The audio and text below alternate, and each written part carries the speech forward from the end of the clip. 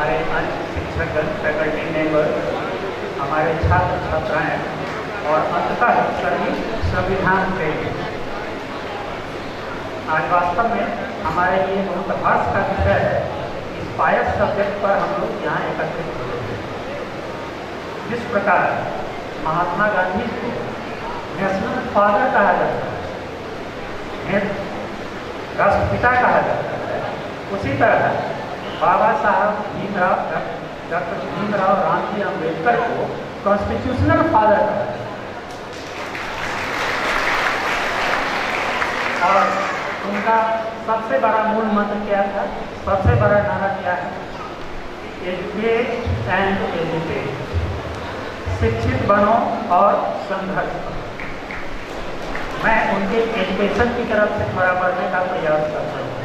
Education के बारे में बहुत सारी बातें आप लोग सुन चुके हैं, तो मैं उससे आगे बढ़ूँ।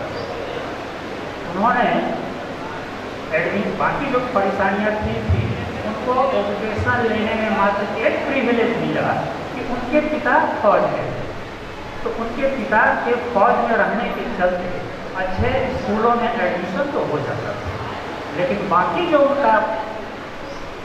उनकी परेशानियाँ थी उसके बारे में आप लोग सुनते हैं। स्कूल में जाने पर, रहने पर, खाने पर, पीने पर क्या परेशानियाँ थी ये आप सुनते हैं। इसके बावजूद उन्होंने कौन सा मुकाम हासिल किया, कौन सी शिक्षा प्राप्त की? भारत के अग्रणी संस्थानों से शिक्षा प्राप्त करते हुए विश्व के 4 देशों, भारत, ब्रिटेन, अमेरिका आदि से, जर्मनी से शिक्षा प्राप्त। उन्होंने एमए, मास्टर्स 4 सब्जेक्ट में किया: पॉलिटिकल साइंस, इकोनॉमिक्स, सोशियोलॉजी और फिलॉसफी। यही नहीं, लंदन स्कूल ऑफ इकोनॉमिक्स से उन्होंने इकोनॉमिक्स में एमएससी और पीएचडी भी किया। आपको जानकर यह हैरानी होगी कि राजनीति के क्षेत्र में ऐसे विरले, या मुझे जानकारी नहीं है इसकी, कि कोई पॉलिटिकल हस्ती है जिसने 4 डॉक्टरेट किया हो। और ये 4 डॉक्टरेट क्या है? पीएचडी है, डीलिंग है, डीएससी है और एलएलडी। समझ रहे हैं? विभिन्न क्षेत्रों में डॉक्टरेट। जो आदमी इतने संघर्ष करके पहुंचा, वो यहाँ ही नहीं वहाँ जाकर के झंडा गाड़ दिया, शिक्षा के इतने ऊंचे मुकाम पर पहुंचा। सोच करके ताज्जुब होता है। जब उनकी किताबें पढ़ते हैं तो आश्चर्य होता है। और जब किताबों की बात है, किताबों का तो उनको इतना शौक था कि 1931 क्या कोई उनके मित्र गए, कहे उनके पास 8000 किताबें, और 1956 आते आते उन्होंने घर पर लाइब्रेरी बना दी और उस लाइब्रेरी में लगभग 50,000 किताबें। वो जब उनको बाकी चीज़ों का बहुत कम शौक था, जब घर से बाहर निकलते थे किसी काम से तो जाते थे और फिर उसमें से कुछ समय निकाल करके वो पुस्तकें खरीद लेते और पुस्तकें ले आते। उनके पास जो लाइब्रेरी थी उसमें से वो किसी को कोई किताब देते नहीं, कहते आप यहाँ आ सकते, आप में पढ़ने की जज्बा होना चाहिए। अगर आपको पढ़ने की इच्छा है, एटीट्यूड है आपकी इसके प्रति, तो आप यहाँ आके पढ़ें। और उनका लाइब्रेरी फ्री था, खुला हुआ था, किसी के लिए खुला हुआ। कहा जाता है, आप लोगों ने बहुत सारी बातें सुन ली है उनके बारे में, संविधान निर्माता थे। जिस समय संविधान सभा का गठन हुआ कॉन्स्टिट्यूशन बनाने के लिए, कॉन्स्टिट्यूएंट असेंबली के लोगों में से, उस समय चेयरमैन कोई और थे। डिफरेंट कमिटीज बनाई गई थी।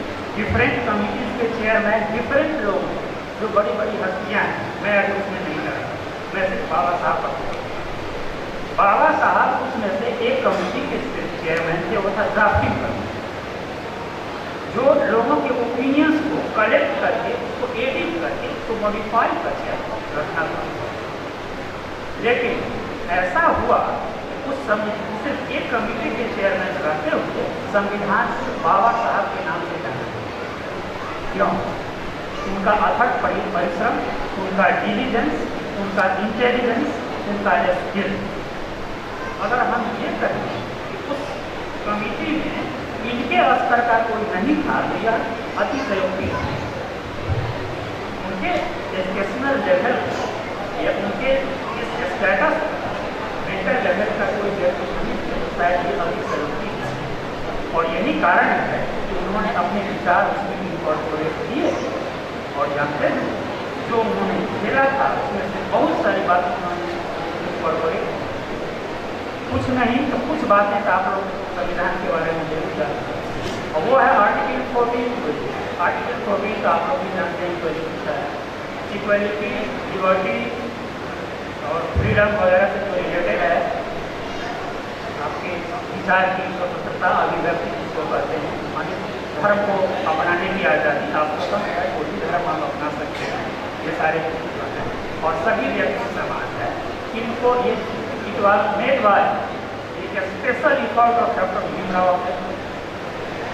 इस पर वो सबसे ज़्यादा इंटरसाइज की, केवल यही इंटरसाइज नहीं की, लेकिन इस पर उनका सबसे ज़्यादा उनका कहना था कि सोसाइटी को जब तक हम इस लेवल पर नहीं ला पाएंगे वो मेरी आज़ादी, सही आज़ादी मेरा इन अर्थों मैं सबको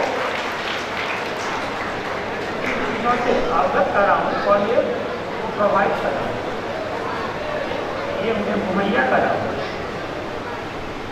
अगर कहा जाए, मैं शॉर्ट में अगर ये कहा जाए कि आप इतनी बहन समाज में इतनी बहन नस्ता है, विभिन्न विचार, इसके बावजूद सभी चीज़ों को एक चीज में गिरो करके बांधने की क्षमता जो होती है वो अद्भुत है।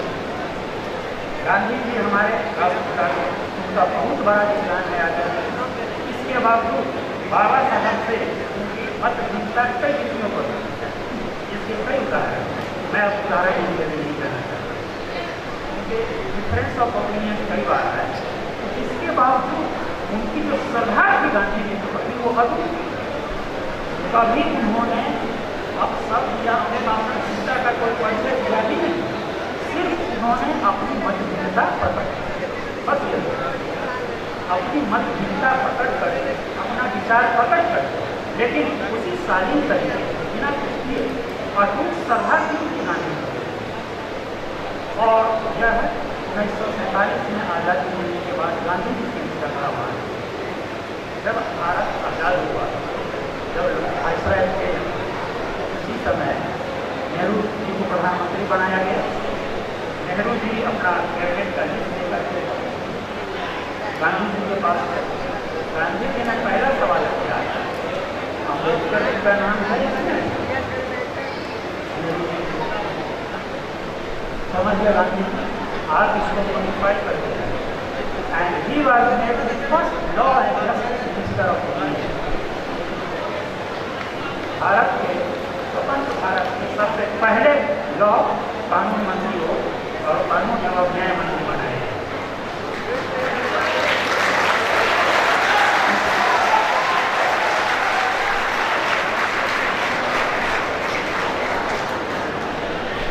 विभिन्न परिस्थितियों में जो कई उदाहरण मिलते हैं, जिसमें देखा गया है कि उनकी वो अपने विचारों के प्रति बहुत ही वेरी रिजिड टुवर्ड्स प्रिंसिपल, लेकिन दूसरा पक्ष उनका गजब था, वो व्यवहारिक रूप से वो काफ़ी लचीला थे। जहाँ लचीलेपन की जरूरत पड़ती थी वहाँ लचीलापन और अपने सिद्धांत से एकता भी रहा। यह सामंजस्य बैठा लेना आम आदमी के बस की बात है।